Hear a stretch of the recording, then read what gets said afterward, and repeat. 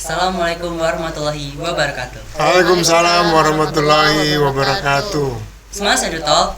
Welcome leaders. Hai Smas Sumsel Friends. Selamat pagi dan salam sejahtera bagi kita semua. Semoga kita tetap dalam kondisi yang fit di tengah masa pemulihan pasca COVID-19 saat ini. Dalam kesempatan kali ini, kita akan berada di podcast Smas Edu Talk episode ke-13. Bersama saya Rehan Fajri dari kelas 12 IPS yang akan memandu Smas Sumsel Friends dalam podcast bertajuk Sman Sumatera Selatan sebagai sekolah penggerak angkatan kedua Kota Palembang. Dan untuk lebih jauhnya lagi tentang sekolah penggerak itu sendiri, kita sudah kedatangan 3 tamu spesial nih. Ada Kepala SMA Negeri Sumatera Selatan, Bapak Iswan Jatikusuma SPD MSI. Halo Pak Iswan. Halo. Lalu ada Ibu Devi Medianti MPD sebagai Ketua Komite Pembelajaran Sekolah Penggerak di SMA Negeri Sumatera Selatan. Selamat pagi. Ada Ibu Handa SPD sebagai selaku Wakil Kepala Sekolah Bidang Kurikulum. Halo Ibu Pagi. Handa. Nah, sebelum kita masuk ke topik nih, dunia pendidikan ini nih sedang gencar-gencarnya membahas tentang sekolah penggerak. Banyak nih orang-orang yang bertanya-tanya tentang program tersebut. Di SMA Negeri Sumatera Selatan sendiri, sekolah penggerak sudah mengimplementasikan kurikulum merdeka. Dan pertanyaan pertama tentang sekolah penggerak itu sendiri, tentang pengertiannya sih. Kita langsung saja tanya ke Pak Iswan nih Pak. Menurut Bapak, apa sih pengertian sekolah penggerak itu? Ya, baik. Sekolah penggerak itu adalah program pemerintah yang bertujuan untuk meningkatkan, mengembangkan pendidikan secara holistik, yang ujungnya nanti pada pembentukan profil pelajar Pancasila. Itu. Terima kasih Pak Iswan. Jadi itu ya Smas Sumsel Friends pengertian sekolah penggerak secara sekilasnya. Dan pertanyaan ini diajukan kepada Pak Iswan nih. Apa sih Pak tujuan Bapak mendaftar sebagai kepala sekolah penggerak, yang tentu otomatis sekolah kita ini termasuk sekolah penggerak? Ya. Jadi tujuannya seperti namanya sekolah penggerak, kita ingin bergerak menuju perbaikan sekolah yang lebih baik. Saat ini sekolah kita sudah baik, kita ingin lebih baik lagi. Jadi kita selalu bergerak secara holistik. Kita ingin bergerak tidak hanya di bidang akademis, tetapi juga pada pembentukan karakter siswa kita. Jadi seperti itu ya Smas Sumsel Friends. Dan sejauh ini Pak, proses pengimplementasian sekolah penggerak di SMA Sumatera Selatan ini bagaimana Pak? Ya, kita sudah melalui beberapa tahapan. Kemudian dari awal bahwa kita ikut mendaftar, kemudian sekolah kita mengumpulkan berkas, mengikuti seleksi, kemudian kita membentuk dewan komite pembelajaran, kemudian kita mengikuti pelatihan, dan saat ini guru-guru kita sudah membuat yang namanya modul-modul pembelajaran yang tergabung dalam yang disebut dengan kurikulum operasional sekolah. Itu yang sudah kita lakukan. Kemudian juga kita sudah menetapkan 3 proyek yang akan kita lakukan dalam tahun ini. Saya kira itu. Masya Allah, keren juga ya Smas Sumsel ini. Dan untuk arah dari program sekolah penggerak di sekolah kita ini Pak? Arahnya adalah bagaimana terjadi perubahan. Seperti saya sebutkan di awal, perubahan yang baik. Supaya anak-anak kita berkembang secara holistik. Tidak hanya berkembang secara akademis, tetapi karakter, kepribadian, tingkah laku, itu yang harus akan kita kejar ke sana. Jadi itu ya Smas Sumsel Friends penjelasan dari Bapak Iswan. Dan for your information nih, sekolah SMA Negeri Sumatera Selatan ini menerapkan kurikulum merdeka di tahun pertama. Jadi apa target yang ingin dicapai di tahun pertama ini? Pertanyaan tersebut akan dijawab oleh Ibu Devi Medianti. Oke, baik, terima kasih Raihan. Nah, sebagaimana yang sudah disampaikan oleh Kepala Sekolah Bapak Iswan Jatikusuma, bahwa sekolah kita ini sebagai sekolah penggerak yang merupakan sekolah yang akan menjadi katalis dalam hal mencapai visi pendidikan Indonesia. Kita tahu bahwa visi pendidikan Indonesia itu kan untuk mewujudkan Indonesia maju, mandiri, berdaulat, yang ujungnya nanti adalah terbentuknya pelajar Pancasila seperti itu. Nah, di tahun ini sebagai sekolah penggerak angkatan 2 Kota Palembang, kita akan menargetkan peningkatan kompetensi dulu ya. Yang pertama SDM tentunya. Kita ingin di sekolah kita ini SDM kita unggul, mulai dari para guru. Jadi program awal yang kita lakukan di sekolah ini adalah pelatihan, BIMTEK, in-house training untuk para guru, supaya nanti kompetensi guru kita ini kualitasnya semakin baik. Nanti dampaknya adalah ada peningkatan kualitas pembelajaran di kelas, seperti itu. Kemudian SMA Sumsel juga tahun ini belajar perencanaan berbasis data. Jadi kita akan memperbaiki lah program-program di sekolah kita ini agar sesuai dengan sasaran, agar sesuai dengan kebutuhan, baik itu kebutuhan murid, kebutuhan guru maupun kebutuhan semua warga sekolah. Jadi program kita ini tepat sasaran gitu ya. Perencanaan berbasis data ini sudah kita lakukan, kita juga sudah dapat pelatihan, alhamdulillah. Semoga nanti ke depan program ini bisa berjalan dengan lancar tentunya ya.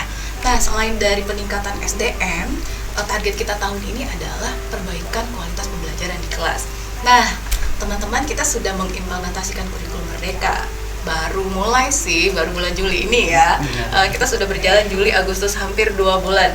Nah, mudah-mudahan ini ke depan akan terus lancar ya. Nah, di kurikulum Merdeka yang merupakan kurikulum dengan paradigma baru, di mana murid-murid diberikan kemerdekaan untuk belajar sesuai dengan apa yang mereka sukai, apa yang mereka minati, sesuai juga dengan kebutuhan belajar murid gitu ya. Dan guru-guru sudah berusaha untuk memfasilitasi itu, sehingga efeknya nanti tahun ini ada peningkatan rapor mutu pendidikan SMA Negeri Sumatera Selatan.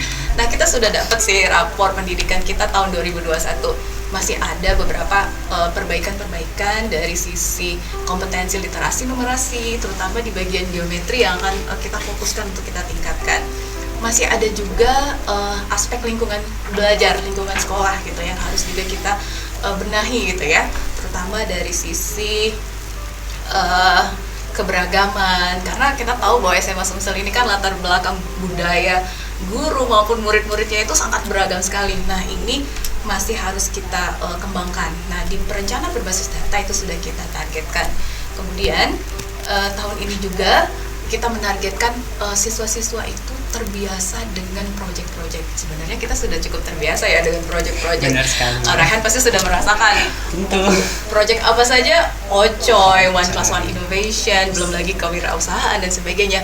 Nah, di kurikulum Merdeka proyek kita lebih banyak lagi, sebagaimana yang disampaikan oleh Pak Iswan. Kita sudah menetapkan 3 tema ya Pak ya. Yeah. 3 tema ini akan kita selesaikan, tuntaskan dalam 1 tahun ini bagi seluruh peserta didik kelas 10. Ada bangunlah jiwa dan raganya, Bhinneka Tunggal Ika, dan kewirausahaan. Semoga melalui proyek ini karakter profil pelajar Pancasila para peserta didik SMA Sumsel benar-benar terasah gitu ya, terbentuk, dan visi pendidikan Indonesia bisa kita capai melalui sekolah kita tercinta ini. Amin. Amin. Jadi seperti itu ya, Mas Sumsel Friends. Dan pertanyaan selanjutnya nih Bu, kalau itu tadi kan tentang target kita dalam tahun pertama ini. Ya, Nah, untuk target-target yang akan dicapai di tahun-tahun selanjutnya itu apa aja ya Bu? Ya, kalau kita merujuk ke tahapan proses transformasi sekolah di Indonesia ya, berdasarkan evaluasi diri ya, refleksi diri kita di SMA Sumsel ini, sebenarnya kita itu sudah baik. Sebagaimana yang Pak Iswan katakan tadi, kita tuh sudah baik sih, tapi kita ingin yang lebih baik lagi gitu ya.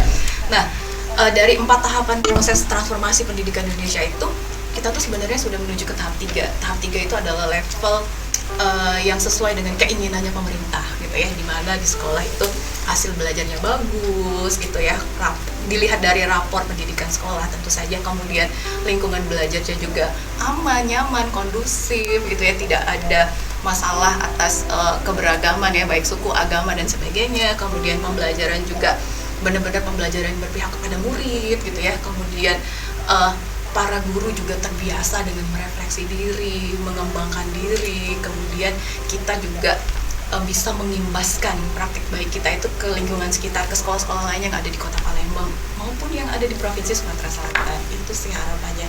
Nah, karena kita sudah menuju ke tahap 3 nih, level 3, baru menuju ya, kita nggak berani ngeklaim kita sudah di tahap 3 ya.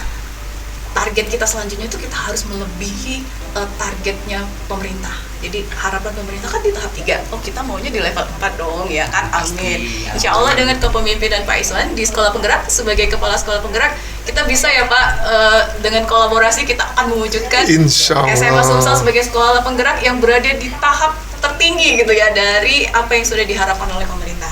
Tahap 4 target kita ya. Amin, amin, amin. Jadi itu semua Social Friends, tujuan dan goals yang ingin dicapai di tahun pertama dan juga di tahun-tahun selanjutnya. Yang pastinya kita juga perlu kerjasama dari guru dan juga siswanya nih. Jangan cuman gurunya aja nih yang bergerak, siswanya juga harus dong. Jangan sampai kalah nih semangatnya. Dan tadi di perbincangan tadi kita agak menyenggol sedikit tentang kurikulum merdeka. Nah, kurikulum merdeka ini juga banyak nih yang ingin ditanyakan. Dan mungkin Bu Handa yang akan menjelaskan tentang bagaimana tahapan kurikulum merdeka yang sudah dilalui di SMA Negeri Sumatera Selatan ini dan apa saja sih Bu tantangannya itu? Ya, sepertinya setiap sekolah yang sedang melakukan pembenahan ya, katakanlah pembenahan. Mengapa kita katakan pembenahan, tadi disampaikan oleh Pak Iswan dan Bu Devi, kita ingin sekolah kita jauh lebih baik dari sebelumnya. Walaupun mungkin kita sudah merasa ini sudah cukup baik gitu kan ya. Dalam sebuah proses perubahan tentunya banyak tahapan yang harus dilalui ya. Gitu yang disampaikan Bu Devi tadi antara lain sudah disebutkan seperti menyiapkan SDM dan segala macam. Khusus di bidang kurikulum sendiri tentu banyak sekali hal yang harus kita pastikan sesuai dengan profil yang sudah dipetakan oleh sekolah, baik itu profil lingkungan sekolah, profil gaya belajar siswa dan sebagainya, termasuk dengan guru-guru dan stafnya gitu kan. Maka kurikulum, di bidang kurikulum juga sudah melakukan beberapa tahapan seperti yang disebutkan tadi. Ada pelatihan untuk guru tentu saja, misalnya untuk menyiapkan pemahaman guru itu sendiri tentang target dari kurikulum merdeka itu sendiri sebenarnya apa, karena ini sangat esensial. Apakah hanya perubahan dari sebagian sistem saja, atau ada substansi yang memang harus dicapai oleh bidang kurikulum untuk mendukung agar program ini memang benar-benar berhasil di sekolah kita.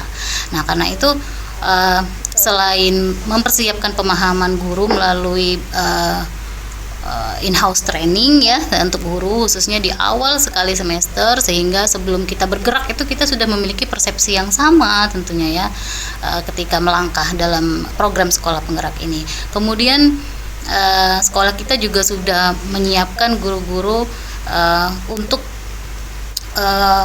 melakukan penyesuaian gitu kan ya. Mengapa harus melakukan penyesuaian? Karena setelah kita mendapatkan peta profil lingkungan, peta profil peserta didik gitu kan, tentu saja pembelajaran yang dilakukan seperti yang disampaikan Bu Devi tadi harus sesuai dengan kebutuhan siswa. Kalau misalnya siswanya saat ini, mungkin di generasi saat ini dibutuhkan sekali siswa yang memiliki skill atau kemampuan tertentu, maka proses pembelajaran juga tentu harus menyesuaikan. Kemudian bagaimana sih minat siswa di masa sekarang ini mungkin akan beda ketika kita lihat profil pada tahun-tahun sebelumnya. Mungkin sekarang ini sudah siswa itu sudah orientasinya lebih kepada sesuatu yang digital gitu kan ya, sesuatu yang lebih modern. Maka penyesuaian dalam kurikulum juga harus benar-benar sesuai dengan profil tersebut. Nah, itu yang sudah dilakukan. Baru kita bisa melakukan pengorganisasian pembelajaran. Artinya bagaimana nih guru-guru bisa menyikapi, oh ternyata siswa kita lebih banyak minat ke digitalisasi misalnya ya. Bagaimana kita bisa menginternalisasikan minat siswa itu di dalam semua pembelajaran di semua mapel. Kemudian bagaimana juga tadi pembentukan karakter yang menjadi fokus utama visi pendidikan nasional juga bisa terintegrasi dalam semua mapel pembelajaran di kelas, baik pun di kelas maupun di luar kelas, di keseharian. Karena siswa kita adalah siswa berasrama, tinggal di asrama, tentu ini punya tantangan yang besar juga ya Pak Iswan ya gitu. Dan bicara tentang tantangan tadi juga hal-hal yang sangat lumrah mungkin dialami semua sekolah, karena kita bukan satu-satunya sekolah penggerak di Palembang. Ada kalau tidak salah 6 atau 7 ya Pak Iswan ya di Palembang.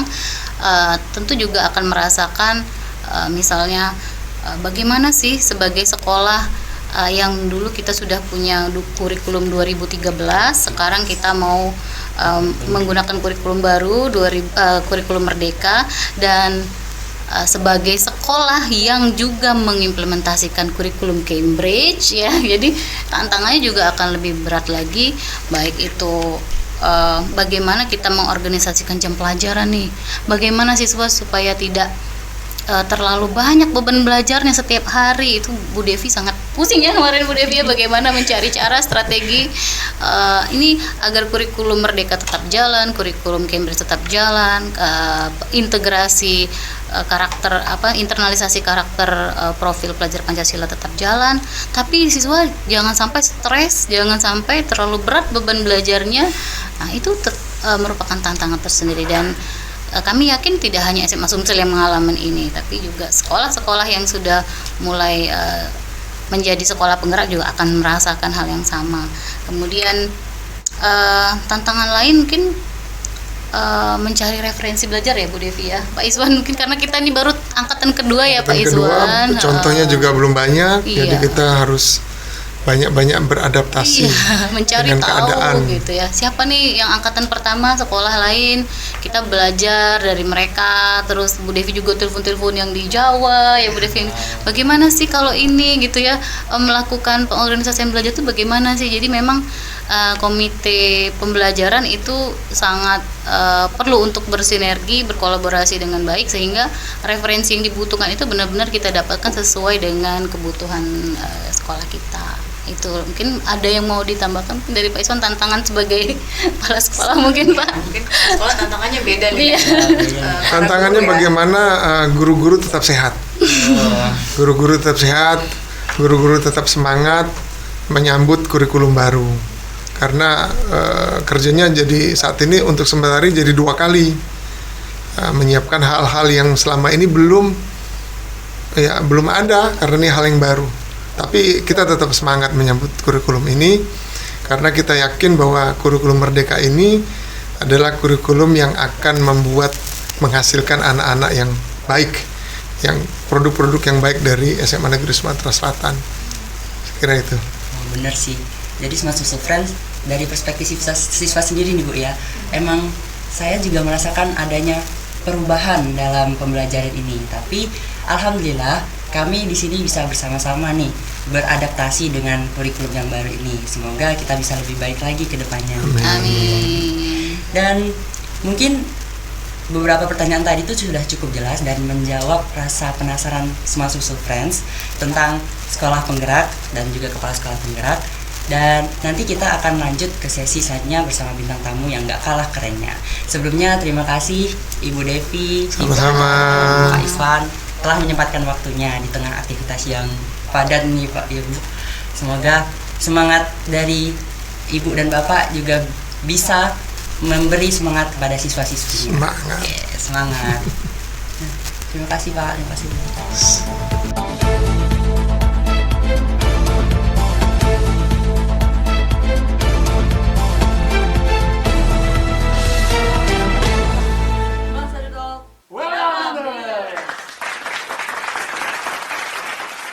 Hai Smart Social Friends, kembali lagi dengan Smart Edu Talk episode ke-13. Masih bersama saya, Raihan Fajri dari kelas 12 IPS. Di podcast kali ini dengan tajuk SMA Negeri Sumatera Selatan sebagai sekolah penggerak Angkatan 2 Kota Palembang. Dan bintang tamunya berubah nih teman-teman, dengan bintang tamu yang gak kalah keren dari sebelumnya, yaitu para anggota komite pembelajaran sekolah penggerak Angkatan 2 SMA Negeri Sumatera Selatan. Yang pertama ada Ibu Novianti Islahiyah, MED. Halo Ibu. Halo Rehan. Kemudian ada Bapak Bagus Abdillah, MPD. Halo Pak. Hai Rehan. Dan juga Bapak Adi Pribadi, SPD. Halo. Halo. Dan kali ini kita akan menelisik lebih jauh lagi tentang sekolah penggerak dan juga kurikulum Merdeka. Sebelumnya masih ada yang bingung tentang kurikulum Merdeka, dan siswa-siswa ini masih bimbang juga nih membedakan kurikulum Merdeka dengan kurikulum pada umumnya. Kurikulum Merdeka merupakan salah satu kurikulum yang diterapkan di sekolah penggerak, tidak terkecuali SMA Negeri Sumatera Selatan. Seperti yang telah dijelaskan oleh narasumber sebelumnya tentang kurikulum Merdeka, baru memasuki tahun pertama. Dan kita akan langsung saja nih bertanya tentang kurikulum Merdeka tersebut. Kurikulum Merdeka ini kan kurikulum yang termasuk baru ya Pak Bu. Jadi perlu pengorganisasian yang maksimal. Dan bagaimana pengorganisasian pembelajaran dalam kurikulum Merdeka itu, serta strategi yang telah dilakukan nih dalam penerapan kurikulum Merdeka di SMA Negeri Sumatera Selatan. Mungkin Pak Adi bisa dijelaskan, Pak? Baik, terima kasih Rehan. Jadi di tim sekolah kita, tim pengembang kurikulumnya, langkah atau strategi yang kita lakukan adalah yang pertama adalah mempelajari tentang struktur kurikulum yang termuat dalam Kepmendikbud nomor 56 lalu yang direvisi menjadi Kepmendikbud nomor 262 tentang struktur kurikulum. Jadi kita mempelajari dulu nih bagaimana struktur kurikulum yang baru yang akan kita terapkan di sekolah kita dengan mempertimbangkan yang pertama kebutuhan murid dan kesiapan dari sekolah itu sendiri. Jadi di awal tahun kita melakukan profiling atau pemetaan terhadap siswa dan guru untuk dilakukan selanjutnya tahap pengorganisasian pembelajaran. Di kurikulum Merdeka, total jam pelajaran di struktur kurikulum kita ada 44. Di SMA Negeri Sumatera Selatan, kita membaginya jadi 32 JP untuk intrakurikuler dan 12 JP untuk project profil Pancasila atau P5 ya kita kenal sekarang. Nah, sebenarnya ada 2 JP lagi tentang muatan lokal, namun di SMA Negeri Sumatera Selatan, muatan lokal kita integrasikan ke setiap mata pelajaran. Jadi tidak berdiri sendiri sebagai suatu mata pelajaran. Nah, lalu di SMA Negeri Sumatera Selatan juga kita mempunyai kebebasan untuk membuat penjadwalan. Di kurikulum Merdeka, sekolah dibebaskan untuk melakukan penjadwalan. Nah, di SMA Negeri Sumatera Selatan, penjadwalannya kita lakukan menggunakan plot atau juga blok. Nah, jadi kita menggunakan sistem blok. Di struktur kurikulum yang diatur oleh Kepmen nomor 262, ada 10 mata pelajaran yang harus dipelajari oleh peserta didik. Nah, ke-10 mata pelajaran ini tidak semuanya kita ajarkan di semester yang pertama. Kita diuntungkan dengan sistem blok, jadi kita melakukan strategi pembelajarannya, tidak semua pelajaran diajarkan di semester pertama. Ada mata pelajaran seperti biologi, di IPA ya, biologi, kimia, dan fisika itu tidak semuanya diajarkan secara bersamaan di semester yang pertama. Jadi, kita membaginya menjadi 2 kelompok. Jadi, di semester yang pertama yang diajarkan adalah mata pelajaran kimia dan biologi. Lalu di semester yang kedua, kita ajarkan kembali biologi dan fisika. Lalu di mata pelajaran IPS, ada 4 mata pelajaran tuh di mata pelajaran IPS. Jadi kita bagi menjadi 2 juga. Yang pertama, 2 mapel yang kita ajarkan di semester pertama adalah mata pelajaran geografi dan ekonomi. Dan yang akan kita ajarkan di semester 2 adalah mata pelajaran sosiologi dan sejarah. Lalu, yang terbaru nih di kurikulum Merdeka, kita punya P5. Proyek Penguatan Profil Pelajar Pancasila. Nah, proyek penguatan profil pelajar Pancasila ini di sekolah kita di SMA Negeri Sumatera Selatan itu diajarkan di hari khusus tertentu di setiap minggunya. Sekolah memilih hari Rabu untuk melaksanakan proyek profil pelajar Pancasila. Jadi, dari jam pertama sampai dengan akhir pembelajaran dalam 1 hari, seluruh siswa kelas 10 itu akan mempelajari tentang proyek penguatan profil pelajar Pancasila. Tentu saja didampingi oleh koordinator dari proyek dan guru-guru yang mengajar bergantian di dalam kelas. Seperti itu. Jadi terima kasih Pak atas penjelasannya. Jadi seperti itu ya teman-teman, pengimplementasian dan juga pengorganisasian dari kurikulum Merdeka itu sendiri. Mungkin banyak nih yang masih bingung, terutama saya sendiri nih Pak, masih bingung apa itu P5. Adik-adik tuh tanya ke saya, Kak, apa sih yang dipelajari di P5? Tuh. Jadi semoga kita juga sama-sama belajar dalam pengimplementasian dan juga pengelolaan kurikulum Merdeka. Dan kalau tidak salah nih, ada namanya profiling student. yang dilakukan di sekolah kita. Mungkin Pak Bagus bisa menjelaskan apa sih profiling students itu? Baik, terima kasih Rehan. Jadi profiling ya, dari bahasa sendiri profiling itu adalah pemetaan. Jadi kan kalau kita tahu setiap orang itu kan berbeda-beda Rehan. Terutama kelas 10 nih. Kelas 10 kita masih baru. Kita masih belum mengenal siswa, karakter. Kita belum masih mengenal minat. Kita belum mengenal tentang bakatnya. Nah, dengan profiling ini kita melakukan pemetaan dari siswa baru kelas 10.